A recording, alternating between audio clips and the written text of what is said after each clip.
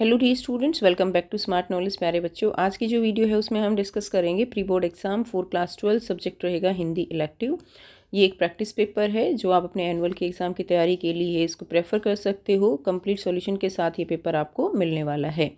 ठीक है, so now let's start. Time allowed रहेगा 3 आवर्स एंड मैक्सिमम मार्क्स रहेंगे आपके 80। सबसे पहले आपको यहाँ पर जनरल इंस्ट्रक्शंस यानी सामान्य निर्देश दिए गए हैं, जो आप देख सकते हो कि पेपर का पैटर्न आपका क्या रहने वाला है। प्रश्नों की संख्या जो है इसमें 13 है। 3 खंड दिए गए हैं, क, ख और ग। तीनों खंडों के प्रश्नों का उत्तर देना अनिवार्य है। क्लियर। खंड क दिया गया है, अपठित बोध दिया गया है। निम्नलिखित गद्यांश को ध्यानपूर्वक पढ़ना है और दिए गए प्रश्नों के उत्तर जो है वो आपको लिखने हैं। हरित पर्यावरण और नवीकरणीय ऊर्जा की आवश्यकता वर्तमान समय में अत्यधिक बढ़ गई है। हरित पर्यावरण एवं नवीकरणीय ऊर्जा। नवीकरणीय ऊर्जा कौन सी ऊर्जा होती है? नवीकरणीय ऊर्जा यानी जिसको हम बार बार उसका उपयोग कर सकते हैं, जैसे पवन ऊर्जा है इस तरह से। लेकिन जैसे पेट्रोलियम है, कोयला है, इनके ये तो धीरे धीरे समाप्त हो रहे हैं, तो वो अनवीकरणीय ऊर्जा है। जलवायु परिवर्तन से लड़ने, ऊर्जा सुरक्षा सुनिश्चित करने एवं सतत विकास को समर्थन देने के प्रभावी स्रोत हैं। सतत विकास क्या होता है? सतत विकास होता है कि ऐसा विकास जिसके अंदर भावी पीढ़ी का ध्यान रखते हुए जो हमारे रिसोर्सेज हैं, जो हमारे संसाधन हैं, उनका जुडिशली प्रयोग किया जाए।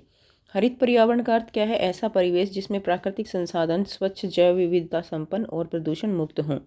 आज की वैश्विक चुनौतियों को देखते हुए भविष्य में हमें जल, वायु और भूमि और जैविक संसाधनों का संरक्षण करना अत्यंत आवश्यक हो गया है। सरकारें और पर्यावरण संरक्षण के संगठन नई नीतियों एवं तकनीकों के माध्यम से स्थायी पर्यावरण का निर्माण करने का प्रयास कर रहे हैं, जैसे वृक्षारोपण, प्रदूषण नियंत्रण और जल संरक्षण को प्राथमिकता दी जा रही है। यदि हम अस्वच्छ प्रथाओं को बंद कर स्वच्छता और संरक्षण अपनाते हैं तो हम अपने पर्यावरण को मजबूत बना सकते हैं। वर्तमान में नवीकरणीय ऊर्जा स्रोत जैसे सौर, पवन, जल और बायोमास ऊर्जा प्रदूषण रहित होने के कारण वैश्विक ऊर्जा विकल्प बना रहे हैं। विशेषज्ञों का मानना है कि 2050 तक विश्व की ऊर्जा ज़रूरतों का लगभग 70 से 90% हिस्सा जो है वो नवीकरणीय स्रोतों से प्राप्त हो सकता है, जिससे ग्रीन हाउस गैस उत्सर्जन में भारी कमी आएगी और जलवायु परिवर्तन की समस्या पर नियंत्रण पाया जा सकेगा।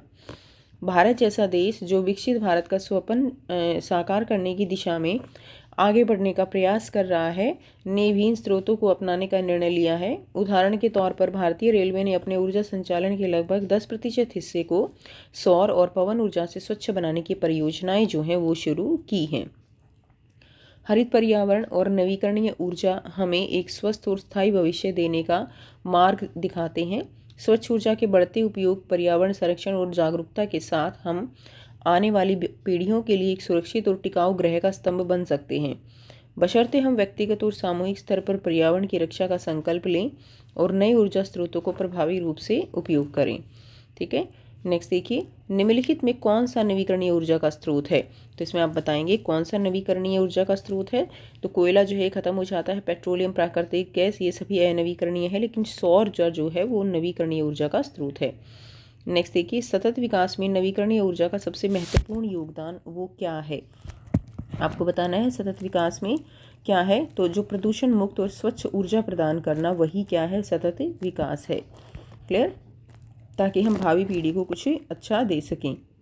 नवीकरणीय ऊर्जा की प्रमुख विशेषता क्या है? तो नवीकरणीय ऊर्जा की प्रमुख विशेषता है कि ऊर्जा जो स्रोत है वो कभी ख़त्म ना होना। ठीक है, ऊर्जा स्रोत का कभी ख़त्म ना होना, ये नवीकरणीय ऊर्जा की मुख्य विशेषता रहेगी। नेक्स्ट देखिए, हम किस प्रकार भावी पीढ़ियों को स्वस्थ एवं स्थायी भविष्य जो है वो दे सकते हैं। कैसे दे सकते हैं? तो उनको हम कैसे दे सकते हैं? स्वच्छ ऊर्जा दे सकते हैं उनको, पर्यावरण अच्छा देकर, जागरूक नागरिक बनाकर, इस तरह के स्रोत उनको देकर हम उनको एक स्थायी भविष्य दे सकते हैं। तो इसमें आप ये पॉइंट्स में से कोई भी एक पॉइंट लिख सकते हो, क्योंकि 1 मार्क क्वेश्चन है। तो स्वच्छ ऊर्जा के उपयोग द्वारा हम उनको दे सकते हैं। ठीक है, पर्यावरण संरक्षण के द्वारा, जागरूक नागरिक बनकर, जल, भूमि, वायु एवं जैविक संसाधनों के संरक्षण द्वारा। अगला क्वेश्चन है, नवीकरणीय ऊर्जा पर्यावरण संरक्षण हेतु क्यों आवश्यक है? तो नवीकरणीय ऊर्जा जो है वो पर्यावरण संरक्षण में कैसे सहायता करती है? तो उसमें प्रदूषण नहीं होता है, स्वच्छ होती है। ठीक है, पर्यावरण संरक्षित होता है। इस तरह के पॉइंट्स आप इसमें लिख सकते हो। जलवायु परिवर्तन की समस्या पर नियंत्रण जो है इसमें कर सकते हैं। तो आंसर रहेगा जैसे ग्रीन हाउस गैसों के उत्सर्जन में कमी है, जलवायु परिवर्तन समस्या पर नियंत्रण है, स्वच्छ टिकाऊ एवं दीर्घकालिक है, जीवाश्म ईंधन पर निर्भरता की कमी है, हरित एवं स्वस्थ भविष्य हेतु आवश्यक है। तो ये पॉइंट्स आप लिख देंगे। नेक्स्ट क्वेश्चन देखिए, हरित पर्यावरण की प्रमुख चुनौतियां क्या हो सकती हैं? अपने तर्क के आधार पर उत्तर दीजिए। तो जो हमारे चारों तरफ जो चुनौतियां हैं जो हरित पर्यावरण में, वो चुनौतियां क्या हैं? एक तो लगातार प्रदूषण के कारण वैश्विक तापमान जो है, ग्लोबलाइजेशन हो रहा है, वैश्विक तापमान में वृद्धि हो रही है, ग्लोबल वार्मिंग हो रहा है, मिट्टी का क्षरण हो रहा है लगातार, जलवायु परिवर्तन होता है, वृक्षारोपण का अभाव, लोग जो है काट ज़्यादा रहे हैं वृक्ष लेकिन लगाते कम हैं, और जल प्रदूषण में वृद्धि। ये सभी हरित पर्यावरण के सामने आने वाली प्रमुख चुनौतियां हैं। नेक्स्ट क्वेश्चन है, स्थायी पर्यावरण का विकास करने हेतु कौन से उपाय अपनाए जा सकते हैं? तो आंसर रहेगा प्राकृतिक संसाधनों का संरक्षण, ऊर्जा की बचत, नवीकरणीय ऊर्जा स्रोतों का उपयोग और वृक्षारोपण। ये पॉइंट्स आप लिखेंगे। नेक्स्ट देखिए, प्रश्न 2 दिया गया है, निम्नलिखित काव्यांश को पढ़कर दिए गए प्रश्नों के उत्तर लिखिए। अरे कोई देखो मेरे आंगन में कट कर गिरा मेरा नीम, गिरा मेरी सखियों का झूलना, बेटे का पलना गिरा, गिरी उसकी चिड़िया, देखो उड़ा उनका शोर, देखो उनका घोंसला गिरा, देखो वे आरा ले आए कुल्हाड़ी, और रस्सा ले आए उसे बांधने, देखो कैसे कॉपी उसकी छाया, उसकी पत्तियों की छाया, जिनसे घाव मैंने पूरे, देखो कैसे कटी उसकी छाल में धसी कुल्हाड़ी की धार, मेरे गीतों में धसी, मनौती में धसी, मेरे घाव में धसी कुल्हाड़ी की धार, बेटे ने गिन लिए रुपए, मेरे बेटे ने, देखो उसके बाबा ने कर लिया हिसाब, उसे ले गए जैसे कोई ले जाए लावारिस लाश, घसीट कर ऐसे उसे ले गए आंगन की धूप छां सुबह शाम, चिड़ियों का शोर, ले गए ऋतुएं अब तक का संग साथ, दुख सुख सब जीवन ले गई। ठीक है, तो इसमें जो पेड़ है उसके कटने के बारे में बताया गया है। कविता में नीम का पेड़ ये किस का प्रतीक है? तो ये जो है संवेदनाओं, स्मृति और जीवन की छाया का खोना इसका प्रतीक रहेगा। घोंसला गिरा और छाल में धसी कुल्हाड़ी की धार किसका बोध कराते हैं? तो ये किसका बोध करा रहे हैं? ये जो है घोंसला गिरा और पीड़ा, इसके अंदर जो है पीड़ा दिखाई गई है, तो पीड़ा और क्षति यानी हानि का बोध कराते हैं। कविता में केंद्रीय भाव को दर्शाने वाले कथन हैं, तो इसमें जो केंद्रीय भाव को दिखा रहे हैं, इसमें देखिए प्रकृति के साथ मानव का भावनात्मक जुड़ाव, ये भी है। प्रकृति का आर्थिक लाभ का प्रमुख स्रोत होना, ये नहीं दिखाया गया है। जीवन के विस्थापन और रिश्तों के विडंबना का गहन भाव जो है इसमें दिखाया गया है। ठीक है, वहाँ से इसको हम कोरिलेट कर सकते हैं। तो फर्स्ट एवं थर्ड इसका आंसर रहेगा, तो इसमें फोर्थ ये पॉइंट हमारा आ जाएगा। नेक्स्ट देखिए, पेड़ के जाने से कवि का जीवन जो है वो रिक्त कैसे हो जाता है? रिक्त का मतलब खालीपन, उसके जीवन में खालीपन कैसे आ जाता है? तो कवि के जीवन से सुख दुख जो है वो चला जाता है, रिश्तों में विस्थापन हो जाता है, ये सारे पॉइंट्स आ जाएंगे। तो इसमें आप लिख सकते हो कवि के जीवन से सुख दुख का चले जाना, रिश्तों से विस्थापन, कोई भी एक पॉइंट आप इसमें लिख सकते हो। अगला क्वेश्चन है, आंगन से पेड़ कटने पर कौन सी चीज़ें प्रभावित होती हैं? तो आंसर रहेगा सखियों का झूलना, बेटे का पलना, चिड़िया एवं उनका शोर, आंगन की धूप छां, ऋतुओं का जाना। तो ये जो है चीज़ें प्रभावित होती हैं। नेक्स्ट देखिए, यदि आपके घर के आंगन का कोई पेड़ कट जाए तो आप कैसा महसूस करेंगे, उसकी कमी को कैसे पूरा करेंगे? ठीक है, तो यहाँ पर आप अपने अकॉर्डिंग अपनी सूझबूझ से अपना आंसर लिखेंगे कि अगर पेड़ कट जाए तो हम क्या कर सकते हैं। हम जो है नया पेड़ नई जगह पर लगा सकते हैं और उसकी देखभाल करके उसकी जगह हम 2 पेड़ लगा सकते हैं, उनकी देखभाल करके हम अपनी कमी को जो है पूरा कर सकते हैं। ठीक है, ज़्यादा से ज़्यादा पेड़ लगवा सकते हैं। तो ये पॉइंट्स इसमें आ जाएंगे। खंड ख दिया गया है, अभिव्यक्ति और माध्यम पुस्तक पर आधारित है, निम्नलिखित प्रश्नों के उत्तर दीजिए। जनसंचार के आधुनिक माध्यमों में सबसे पुराना माध्यम कौन सा है? शब्द सीमा लगभग आपकी 20 शब्द इसमें दिया गया है।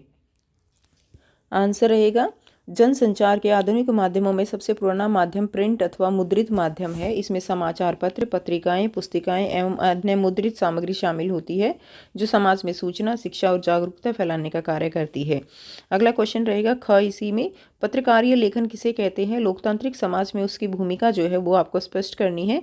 तो पत्रकारीय लेखन वह लेखन है जिसके माध्यम से समाचार पत्रों, पत्रिकाओं, रेडियो, टेलीविज़न और डिजिटल माध्यमों द्वारा पाठकों, दर्शकों और श्रोताओं तथा तथ्यपरक निष्पक्ष समयबद्ध सूचना पहुंचाई जाती है।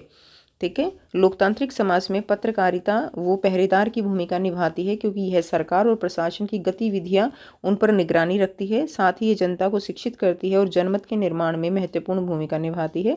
यानी सरकार से रिलेटेड है या एक स्टेट से दूसरे स्टेट की न्यूज़ हैं, एक जो कंट्री है उसकी न्यूज़ हैं, वो सभी पत्रकारिता के माध्यम से ही लोगों के बीच में आती है, हमारे बीच में आती है। तो ये इसका महत्व हो जाएगा।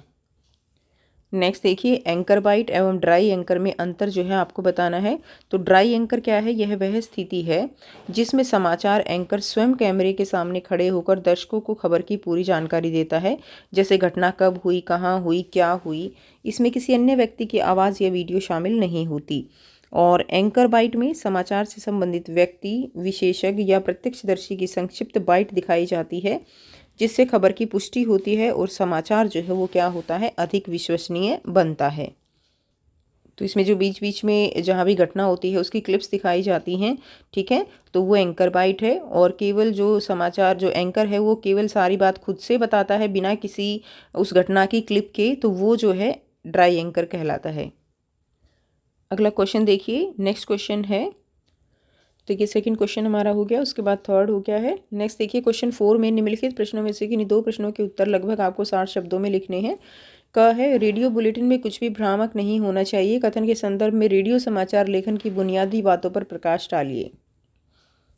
आंसर रहेगा, रेडियो बुलेटिन जो है, रेडियो समाचार लेखन में भाषा सरल, स्पष्ट और सटीक होनी चाहिए, क्योंकि श्रोता समाचार को केवल सुनते हैं।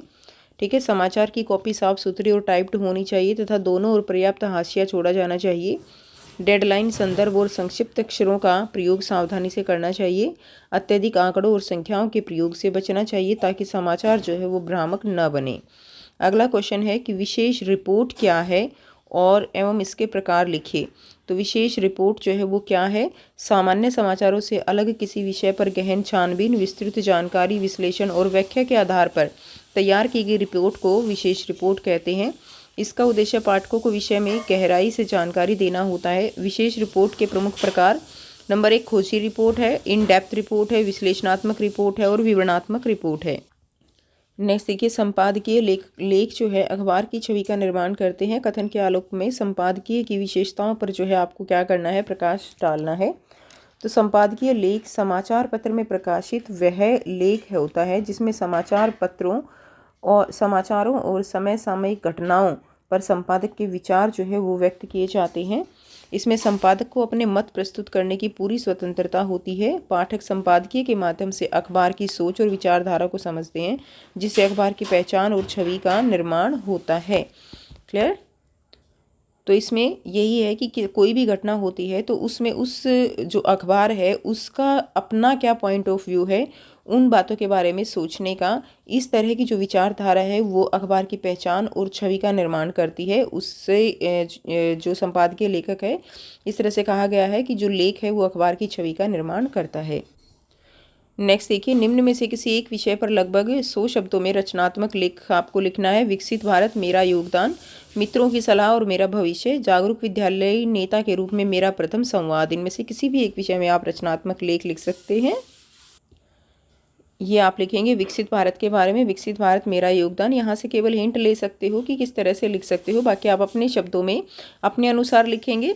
विकसित भारत का सपना हर भारतीय के मन में बसता है। यह लक्ष्य तभी प्राप्त किया जा सकता है जब प्रत्येक नागरिक अपने कर्तव्यों को समझे और निभाए। एक विद्यार्थी के रूप में मेरा योगदान शिक्षा से प्रारंभ होता है, क्योंकि शिक्षित युवा ही देश की असली शक्ति होते हैं। मैं ईमानदारी, परिश्रम और अनुशासन को अपने जीवन का आधार बनाकर समाज के लिए उपयोगी नागरिक बनना चाहता हूँ।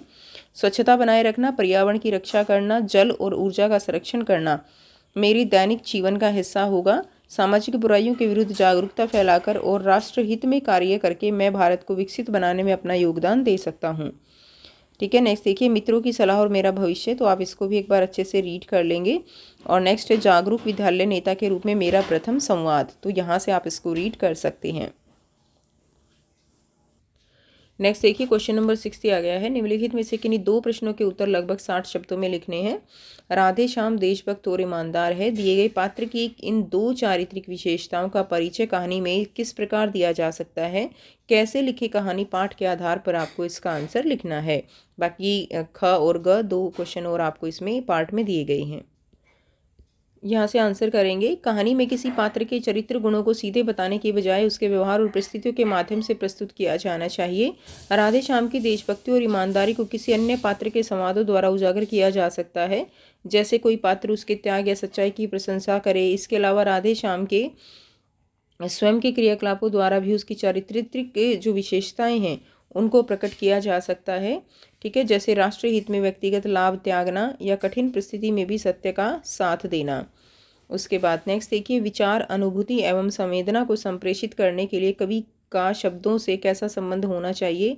कैसे बनती है कविता पाठ के आधार पर आपको स्पष्ट करना है। तो कवि का शब्दों से गहरा और आत्मीय संबंध होना चाहिए। उसे हर प्रकार के शब्दों के साथ सहज होना चाहिए ताकि वह अपने भावों को स्वतंत्र रूप से व्यक्त कर सके। शब्दों को लयात्मकता के साथ वाक्य में पिरोना आवश्यक है, जिससे कविता में प्रवाह बना रहे। साथ ही कविता में शब्दों का प्रयोग सही संदर्भ और भाव के अनुरूप होना चाहिए, तभी विचार, अनुभूति और संवेदना प्रभावी रूप से पाठक तक क्या होता है, पहुंच पाती है। कहानी और नाटक के बीच किन्हीं तीन आधारभूत अंतरों का सोदाहरण स्पष्ट कीजिए। तो कहानी और नाटक के बीच क्या अंतर है? पहला है संबंध के आधार पर अंतर। कहानी का संबंध मुख्यतः लेखक और पाठक से होता है, जबकि नाटक का संबंध लेखक के साथ निर्देशक, पात्र, दर्शक और श्रोता से भी होता है। सेकंड रहेगा प्रस्तुतिकरण के आधार पर अंतर। कहानी को पढ़ाया सुना जाता है, जबकि जैसे किसी पत्रिका में प्रकाशित कहानी, जबकि नाटक का मंचन किया जाता है, जैसे रंगमंच पर प्रस्तुत नाटक। संवाद और द्वंद्व के आधार पर अंतर कर सकते हैं। कहानी में संवाद जो है वो अपेक्षाकृत लंबे हो सकते हैं और द्वंद्व कम होता है, जबकि नाटक में संवाद छोटे, सहज और द्वंद्व जो है वो अधिक प्रबल होता है, ताकि मंच पर प्रभाव पैदा हो सके। तो ये दोनों में जो है अंतर हो जाएगा। नेक्स्ट देखिए, खंड ग दिया गया है। पाठ्य पुस्तक अंतरा भाग 2 अंतराल भाग 2 पर आधारित ये प्रश्न रहेंगे। निम्नलिखित पठित काव्यांश को पढ़कर प्रश्नों के सर्वाधिक उपयुक्त विकल्प का चयन करके आपको यहाँ लिखना है। और यह कैलेंडर से मालूम था, अमूक दिन अमूक बार मदन महीने की होवेंगी पंचमी। दफ्तर में छुट्टी थी, यह था प्रमाण। और कविताएं पढ़ते रहने से यह पता था कि दहर दहर दहकेंगे कहीं ढाक के जंगल, आम बोर आवेंगे, रस रंग गंध से लदे फदे दूर के विदेश के नंदन वन होवेंगे यशस्वी। वसंत आया कविता में किस बात की ओर संकेत करता है? तो ये किसकी ओर संकेत करता है? ये मौसम के बदलाव की ओर संकेत करता है और प्रकृति से दूर होना, इस बात की ओर संकेत करता है। तो सेकंड और फोर्थ इसका आंसर हो जाएगा। तो ये हमारा आंसर रहेगा। ठीक है, नेक्स्ट देखिए, दफ्तर में छुट्टी थी, यह था प्रमाण। यहाँ प्रमाण शब्द जो है प्रयुक्त हुआ है बसंत आगमन का। नेक्स्ट देखिए, कविताएं पढ़ते रहने से यह पता था डैश का केंद्र बिंदु है। तो ये किसका केंद्र बिंदु है? ये साहित्य से मौसमी ज्ञान की प्राप्ति का केंद्र बिंदु है। क्लियर। मदन महीने की होवेगी पंचमी, यहाँ किस महीने की पंचमी तिथि को दर्शाया गया है? तो किस महीने की? माघ महीने की पंचमी तिथि को दर्शाया गया है। नेक्स्ट देखिए, निम्नलिखित कथन और कारण को ध्यानपूर्वक पढ़िए और उत्तर के लिए सही विकल्प का चयन आपको करना है। तो कथन दिया गया है, कवि को आम के बोर देखकर वसंत आगमन का पता चला। और कारण है, प्रकृति के रंग रस से कवि को वसंत ऋतु का आभास होता है। तो इसमें कथन हमारा क्या है? गलत है, और कारण जो है वो सही है। आंसर हमारा यहाँ पे हो जाएगा, कथन गलत है किंतु कारण सही है। फर्स्ट राइट आंसर रहेगा। नेक्स्ट देखिए, काव्य खंड पर आधारित निम्नलिखित 3 प्रश्नों में से किन्हीं 2 प्रश्नों के उत्तर लगभग आपको 40 शब्दों में लिखने हैं। पहला क्वेश्चन है, भारत का स्वयं को दोषी मानना उनके उदात्त चरित्र को दर्शाता है, सिद्ध करना है। ठीक है, भरत का स्वयं को दोषी मानना किस तरह से उनके उदात्त चित्र को दर्शाता है? तो आंसर रहेगा इसमें, भरत समस्त घटना चक्र के लिए स्वयं को दोषी मानते हैं। माताओं तथा अवधपुरी के लोगों के दुख देखकर वे अत्यंत व्यथित हो जाते हैं। श्री राम, लक्ष्मण और सीता के वनगमन का समाचार सुनकर अपने जीवित रहने पर दुख प्रकट करते हैं। वे स्वयं को सभी अनर्थों का मूल मानते हैं। भाग्य द्वारा असहनीय दुख सहन करवाने का दोष भी वो स्वयं पर लेते हैं। ठीक है, यह इसका आंसर रहेगा। अगला क्वेश्चन है, तोड़ो कविता में धरती और मन की भूमि की जो है मन की भूमि की समानताएं आपको लिखनी है। तो धरती और मन दोनों में सृजन शक्ति जो है वो विद्यमान होती है। ठीक है, जैसे पत्थर और चट्टानें धरती की उर्वरता में बाधा डालती हैं, वैसे ही नीरसता और अरुचि मन की सृजनात्मकता में बाधक है। धरती की गुड़ाई कर उसे उपजाऊ बनाया जाता है, उसी प्रकार मन की भूमि से खीज और जड़ता को हटाकर ठीक है उसको क्या किया जा सकता है, सृजन योग्य बनाया जा सकता है। यानी अपने मन में एक खुशी जो है वो लाकर, अपने मन की जो वेदनाएं हैं उनको हटाकर जो लाइफ है, जो हमारा जीवन है, उसको सृजन योग्य बनाया जा सकता है। अगला क्वेश्चन इसमें दिया गया है, सागर और बूंद से कवि अज्ञे का आशय स्पष्ट कीजिए। तो सागर ब्रह्मा की विराट और व्यापक सत्ता का प्रतीक है। बूंद व्यक्ति या मानव जीवन का प्रतीक है। बूंद सागर से अलग होकर सीमित हो जाती है, किंतु सागर में मिलकर जो है ये सार्थक बन जाती है। इसी प्रकार व्यक्ति समष्टि या विराट सत्ता से जुड़कर ही जीवन की पूर्णता प्राप्त करता है। नेक्स्ट देखिए, अगला क्वेश्चन दिया गया है, क्वेश्चन नंबर 9 है, निम्नलिखित काव्यांश में किसी एक की लगभग 100 शब्दों में प्रसंग व्याख्या आपको करनी है। राधु एक बार फिरी आवो, ए बर बाजी बिलो की अपने बहुरो बनही सिधावो। जे पई प्याई प्योंखी कर पंकज वार वार चुचकारे, क्यों जीविही मेरे राम लाडले ते अब निपट विसारे। भरत सोगुनी सार करत है, अति प्रिय जानी तिहारे, तदपि तिन्हिम दिन होत झावरे, मनहुम कमल हिम मारे। तो इसकी आपके सप्रसंग व्याख्या लिखनी है, जिसमें आप सबसे पहले क्या लिखते हैं, संदर्भ लिखते हैं, उसके बाद प्रसंग लिखते हैं, उसके बाद उस जो हमें काव्य दिया गया है उसकी व्याख्या लिखते हैं, और लास्ट के उसके अंदर काव्य सौंदर्य लिखते हैं या विशेष लिखते हैं। ठीक है, इस तरह से आपको इसको कंप्लीट लिखना है। फर्स्ट करेंगे, सबसे पहले संदर्भ दिया गया है। यह काव्यांश भक्ति काल के महान कवि गोस्वामी तुलसीदास द्वारा रचित प्रसिद्ध काव्य ग्रंथ गीतावली के अयोध्या कांड से लिया गया है।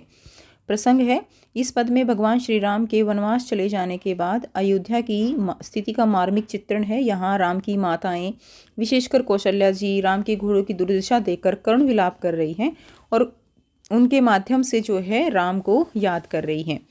माताएं राम के प्यारे घोड़ों को देखकर कहती हैं, हे राघव के घोड़ों, तुम एक बार फिर से अयोध्या वापस आओ ताकि राम तुम्हें एक बार देख ले और फिर भले ही वन को चले जाएं। वे दुख जताती हैं कि जिन घोड़ों को वो अपने हाथों से दूध पिलाकर सहलाकर पालती थी, आज राम ने उन्हें पूरी तरह भुला दिया है। वे देखती हैं कि भरत के बहुत देखभाल करने के बावजूद भी राम के विरह में घोड़े दिन ब दिन दुर्बल होते जा रहे हैं। ठीक वैसे ही जैसे पाले के प्रहार से कमल जो है वो क्या हो जाता है, कुम्हला जाता है। इसमें विशेष क्या है, पूरी कविता में करुण रस की प्रधानता है जो पाठक को द्रवित कर देती है। भाषा अवधि है जो तुलसीदास की काव्य भाषा रही है। पय प्याई पौखी कर पंकज में अनुप्रास और मनहु कमल हिम्मारे में उत्प्रेक्षा अलंकार का सुंदर प्रयोग है। यहाँ यह पद माँ की ममता और विरह योजना की प्रकाष्ठा को दर्शाता है। नेक्स्ट देखिए, अथवा में दिया गया है, यह वह विश्वास नहीं जो अपनी लघुता से भी कांपा, वह पीड़ा जिसकी गहराई को स्वयं उसी ने नापा। कुत्सा अपमान अवज्ञा के धुंधवाते कड़ुए तम में, यह सदा द्रवित चिर जागरूक अनुरुक्त क्षेत्र, उलंब बाहु यह चिर अखंड अपनापा।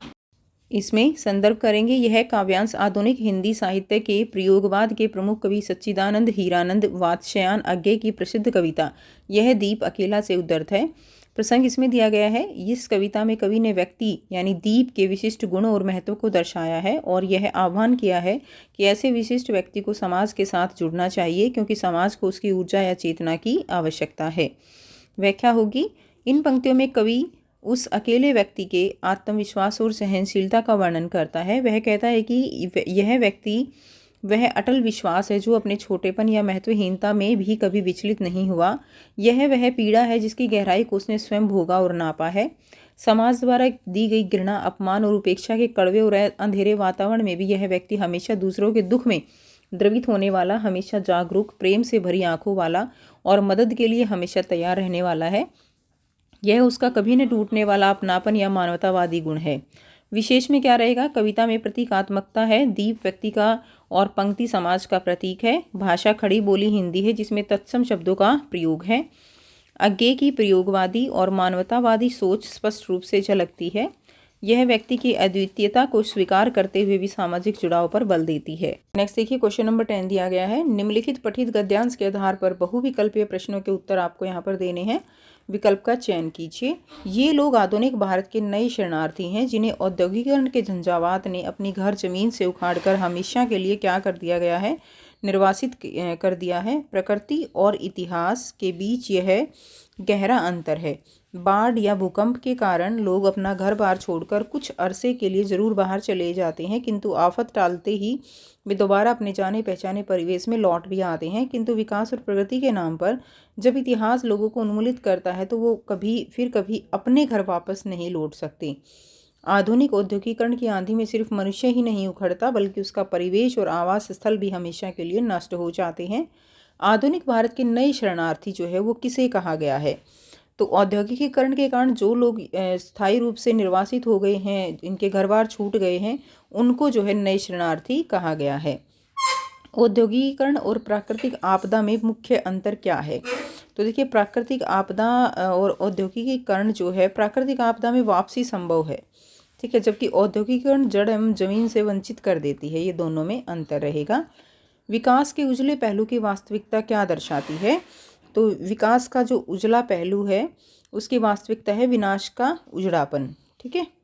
नेक्स्ट देखिए, विकास के नाम पर उजड़ने के बाद लोग वापस क्यों नहीं लौट पाते? तो क्या होता है कि वहाँ पे परिवास, आवास स्थल सब नष्ट हो जाता है, बड़ी बड़ी बिल्डिंग बन जाती हैं, रोड बन जाते हैं, तो इस तरह से जो स्थल है वो नष्ट हो जाता है, लोगों की ज़मीनें वो छिन जाती हैं। नेक्स्ट देखिए, कथन और कारण को ध्यानपूर्वक पढ़ना है और उचित विकल्प का चयन करना है। कथन दिया गया है, औद्योगिकीकरण के कारण कुछ लोग अपने स्थल पर कभी नहीं लौट पाते। बिल्कुल ठीक है। औद्योगिकीकरण लोगों का नया निवास परिवेश स्थल प्रदान करता है, ऐसा कुछ नहीं है। तो कथन सही है लेकिन कारण गलत है। नेक्स्ट देखिए, निम्नलिखित गद्यांश के आधार में से किसी एक गद्यांश को लगभग 100 शब्दों की सप्रसंग व्याख्या आपको यहाँ पर करनी है। कहते हैं पर्वत शोभा निकेतन होते हैं, फिर हिमालय का तो कहना ही क्या। पूर्व और अपर समुद्र, महोदधि और रत्नाकर दोनों की दोनों भुजाओं से थाता हुआ हिमालय पृथ्वी का मानदंड कहा जाए तो गलत क्या है? ठीक है, पृथ्वी का अभिमान कहा जाए, मानदंड मतलब अभिमान। कालिदास ने ऐसा ही कहा था। इसी के बाद देश में यह श्रृंखला दूर तक लौटी हुई है, लेकिन इसे शिवालिक श्रृंखला कहते हैं। शिवालिक का क्या अर्थ है? शिवालिक या शिव के जटाजूट का निचला हिस्सा तो नहीं है? लगता तो ऐसा ही है। शिव की लटा ही इतनी सूखी, निरस और कठोर हो सकती है, ठीक है। संदर्भ दिया गया है। प्रस्तुत गद्यांश हमारी पाठ्य पुस्तक अंतरा भाग 2 में संकलित आचार्य हजारी प्रसाद द्विवेदी द्वारा लिखित प्रसिद्ध ललित निबंध कुटज से लिया गया है। प्रसंग क्या रहेगा? इस अंश में लेखक ने हिमालय पर्वत की भव्यता, उसकी भौगोलिक स्थिति और भारतीय साहित्य विशेषकर कालिदास की रचनाओं में उसके महत्व का वर्णन किया है। साथ ही शिवालिक श्रृंखला के नामकरण पर भी विचार किया गया है। इसमें व्याख्या रहेगी। लेखक कहता है कि पर्वत जो है स्वाभाविक रूप से सुंदरता के केंद्र होते हैं और हिमालय पर्वत तो सुंदरता का चरम रूप है। कालिदास ने हिमालय को पृथ्वी का मानदंड यानी पृथ्वी को मापने का पैमाना कहा है, जो बिल्कुल सही प्रतीत होता है क्योंकि यह पूर्व और पश्चिम के समुद्रों को अपनी विशालता से जोड़ता है। इसी हिमालय के निचले हिस्से में दूर तक फैली हुई पर्वत श्रृंखला, जिसे लोग शिवालिक श्रृंखला कहते हैं। लेखक कल्पना करता है कि शिवालिक का अर्थ शिव की जटाजूट का निचला हिस्सा हो सकता है। यह सूखी, निरस और कठोर दिखने वाली श्रृंखला शिव की लटियाई जटाओं जैसी लगती है। इसमें विशेष क्या है? भाषा जो है वो तत्सम प्रधान साहित्यिक हिंदी है। कालिदास के उदाहरणों का प्रयोग करके कथन को प्रमाणित किया गया है। वर्णात्मक शैली का के साथ साथ विचारात्मक शैली का प्रयोग भी है और पृथ्वी का मानदंड में रूपक अलंकार है। नेक्स्ट देखिए, अथवा में दिया गया है गद्यांश आपको। भीड़ लड़के ने दिल्ली में देखी थी, बल्कि रोज देखता था। दफ्तर जाती भीड़, खरीद फरोख्त करती भीड़, तमाशा देखती भीड़, सड़क क्रॉस करती भीड़, लेकिन इस भीड़ का अंदाज निराला था। इस भीड़ में एक सूत्रता थी। न यहाँ जाति का महत्व था, न भाषा का महत्व उद्देश्य का था, और वह सबका समान था, जीवन के प्रति कल्याण की कामना। इस भीड़ में दौड़ नहीं थी, अतिक्रमण नहीं था, और भी अनोखी बात थी कि कोई भी स्नानार्थी किसी सैलानी आनंद में डुबकी नहीं लगा रहा था, बल्कि स्नान से ज़्यादा समय ध्यान ले रहा था। इसमें संदर्भ दिया गया है। प्रस्तुत गद्यांश हमारी पाठ्य पुस्तक अंतरा भाग 2 में संकलित ममता कालिया द्वारा लिखित कहानी दूसरा देवदास से उद्धृत है। प्रसंग है, इस अंश में कहानी का मुख्य पात्र जो दिल्ली से हरिद्वार आया है, ठीक है, गंगा आरती के समय उमड़ी भीड़ का अवलोकन करता है। वह दिल्ली की स्वार्थी और उद्देश्यहीन भीड़ की तुलना हरिद्वार की भक्तिपूर्ण और शांत भीड़ से करता है। व्याख्या, इसमें लड़के ने दिल्ली में कई तरह की भीड़ देखी थी। दफ्तर जाने वालों की दौड़ती भागती भीड़, खरीदारी करने वालों की भीड़ आदि, लेकिन हरिद्वार में गंगा किनारे की भीड़ सबसे अलग थी। इस भीड़ में एक विशेष एक सूत्रता थी कि जो किसी जाति या भाषा पर आधारित नहीं थी, बल्कि एक समान उद्देश्य पर केंद्रित थी, जीवन के कल्याण की कामना। यहाँ दिल्ली जैसी भागम भाग या धक्का मुक्की नहीं थी। सबसे अनूठी बात यह थी कि लोग केवल पर्यटन के रूप में स्नान का आनंद नहीं ले रहे थे, बल्कि वे स्नान से कहीं अधिक समय ध्यान और ईश्वर चिंतन में लगा रहे थे, जो उनकी आध्यात्मिकता गंभीरता को दर्शाता है। विशेष रहेगा, भाषा सरल सहज और बोलचाल के शब्द जैसे दफ्तर, तमाशा, सैलानी से युक्त है। दिल्ली और हरिद्वार के भीड़ के बीच तुलनात्मक अध्ययन प्रस्तुत किया गया है। भीड़ में निहित भारतीय संस्कृति और आस्था को उजागर किया गया है। शैली वर्णनात्मक और भावनात्मक है। नेक्स्ट क्वेश्चन नंबर 12, गद्य खंड पर आधारित 3 प्रश्नों में से किन्हीं 2 प्रश्नों के उत्तर लगभग 40 शब्दों में आपको लिखने हैं। कह दिया गया है, शेर लघु कथा के माध्यम से व्यवस्था पर क्या व्यंग्य किया गया है, स्पष्ट कीजिए। तो यहाँ पे जो बुलेट पॉइंट्स हैं उनके अकॉर्डिंग आप आंसर लिख देंगे। तो यहाँ पे शेर जो है वो क्या है, व्यवस्था का प्रतीक दिखाया गया है। व्यवस्था तभी खामोश रहती है जब तक लोगों द्वारा उसकी आज्ञाओं और इच्छाओं का पालन किया जाए। ठीक है, उनकी जो आज्ञा है, इच्छा है, और विरोध होने पर शेर की तरह आक्रामक रूप धारण करना। तो कोई भी 2 पॉइंट्स आप इसमें लिख सकते हो। नेक्स्ट क्वेश्चन है, संवदिया कहानी मानवीय संवेदनाओं की गहन और पीड़ादायक व्यथा को दर्शाती है। बड़ी बहुरिया के संदर्भ में स्पष्ट करना है। आंसर रहेगा, बड़ी बहुरिया का असहाय और सहनशील होना, नारी मन के कोमल तंतुओं की व्यथा, बड़ी बहुरिया के दुख, करुणा, पीड़ा, यातना की सूक्ष्म पकड़, उसकी पीड़ा, भीतर के हाहाकार को संवदिया के माध्यम से अभिव्यक्ति प्रदान करना। ये पॉइंट्स हो जाएंगे। नेक्स्ट क्वेश्चन, लेखक रामचंद्र शुक्ल द्वारा अपने पिताजी की किन विशेषताओं का उल्लेख किया गया है। तो उनकी विशेषताएं हैं, वो फारसी के अच्छे ज्ञाता हैं, पुरानी हिंदी कविता के बड़े प्रेमी हैं, फारसी एवं हिंदी की उक्तियों को साथ मिलाने में आनंद, रामचरितमानस और रामचंद्रिका का चिताक्षक वर्णन, और भारतेंदु हरिश्चंद्र के नाटक प्रिय। ये पॉइंट्स हो जाएंगे जो आप लिख देंगे। नेक्स्ट देखिए, निम्नलिखित में से क्वेश्चन नंबर 13 है, किन्हीं 2 प्रश्नों के उत्तर लगभग 100 शब्दों में लिखने हैं। कह दिया गया है, सूरदास को झोपड़ी का नायक प्रतिशोध की अपेक्षा क्षमा और पुनर्निर्माण के पथ का अनुगामी है। कथन के आलोक में सूरदास की जिजीवशा, कर्मठता और सकारात्मकता आपको कैसे प्रभावित करती है, तर्क संगत उत्तर देना। आंसर यहाँ से कर लेंगे, सूरदास के चित्र में निहित सकारात्मक जीवन मूल्य, तो ये रहेगा संतोषी स्वभाव, कर्मशील, व्यर्थ के दोषारोपण से बचने वाला, निर्णय लेने की क्षमता, कठिन परिस्थितियों में विचलित न होना इत्यादि गुण आपको प्रभावित कर सकते हैं। कह दिया गया है, बच्चे की माँ का दूध पीना सिर्फ दूध पीना नहीं, माँ से बच्चे के सारे संबंधों का जीवन चरित होता है। स्पष्ट कीजिए, आपके व्यक्तित्व पर माँ के किन गुणों की छाप दिखाई देती है, प्रकाश डालिए। आंसर रहेगा, जन्म लेते ही भोजन के रूप में माँ का दूध ग्रहण करना, नवजात हेतु दूध जो है वो अमृत के समान होता है, माँ से बच्चे के व्यक्तित्व संस्कार पर गहरा प्रभाव होता है, चांदनी रात में माँ का दूध पिलाना एवं बच्चे का साथ साथ चांदनी को पीना, माँ से लिपटकर बच्चे का दूध पीना जड़ से चेतन होने और मानव जन्म की सार्थकता को दर्शाता है। ये पॉइंट्स हो जाएंगे जिनको एलेबरेट करके आप लिख सकते हो। नेक्स्ट क्वेश्चन देखिए, अपना मालवा पाठ में लेखक ने मालवा क्षेत्र के जनजीवन की दुर्दशा का मुखर वर्णन किया है। पाठ के संदर्भ में प्रमुख समस्याओं का उल्लेख करते हुए संभावित समाधान भी लिखिए। तो देखिए, जल एवं पर्यावरण संबंधी समस्याओं को केंद्र में रखा गया है। मालवा के लोगों द्वारा प्राकृतिक आपदाओं का सामना करना, तकनीकी एवं औद्योगिक विकास पर प्रहार, जिसके चलते ग्रामीण और कस्बाई क्षेत्रों में जो है वो क्या है, अस्मिता का नष्ट होना, क्षेत्रों की अस्मिता का नष्ट होना, औद्योगिक सभ्यता का उजाड़ की अपसभ्यता में परिवर्तित होना। तो ये जो है दिखाया गया है। और समाधान क्या हो जाएंगे, इसमें समाधान रहेंगे, पर्यावरण संतुलन बनाना, ये समाधान है। वस्तुओं का पुनर्चक्रण होना चाहिए, आबादी का बोझ घटना चाहिए, वायु जल एवं जमीनी प्रदूषण कम करना, जन चेतना उत्पन्न करना, और सौर ऊर्जा का अधिक से अधिक उपयोग आदि, कि जो नवीकरणीय ऊर्जा है उसका ज़्यादा से ज़्यादा उपयोग करना। तो ये सारे पॉइंट्स इसमें आप लिख सकते हो। तो ये था कंप्लीट पेपर। आई होप सारे क्वेश्चंस आपको क्लियर हैं। एंड वीडियो अच्छी लगी तो वीडियो को ज़रूर से लाइक कीजिए, शेयर कीजिए और चैनल को कीजिए सब्सक्राइब, क्योंकि यहाँ पर आपको हर एक सब्जेक्ट के जो प्रीवियस ईयर के पेपर हैं, ठीक है, विद मार्किंग स्कीम, वो सभी पेपर आपको यहाँ पर मिलते हैं, जहाँ से आप बहुत अच्छे से प्रैक्टिस कर सकते हो इम्पोर्टेंट क्वेश्चंस की। सो मिलते हैं आपसे नेक्स्ट वीडियो में। Take care, bye bye.